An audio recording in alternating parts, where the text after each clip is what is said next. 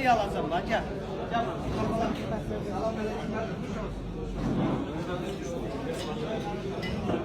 Burada bir tane diri 20'lik var da ama. 20'leri ne? Diri 20'lik. Kayboy var. Efendim kayboy. 5 bin o çok da. Cemaatı hem belə soyuram hem de belə soyuram. Yeterdir bak. Biraz bronzluğum güzel.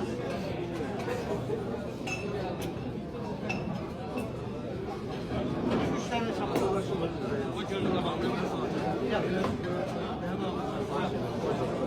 Əməlli baş keçmişik payıqanlığa. Bu nədir o? Çıxanlığa, qaraçılığa. Hə, ya bak balaca qonaqlığı var. Ən yıqım qar oturmuşsan. Durun gəlin. Burada xoş hava hava. Qıraq adam yoxdur, ham sözümüz silərdir, yəni öz dövlətimizdir. Özgə adam yoxdur. Kürortalar düzdür, xaricilər gəlir, qaralar gəlir, amma əsas sözümüz silərdir. Söyle özümüz silərdir.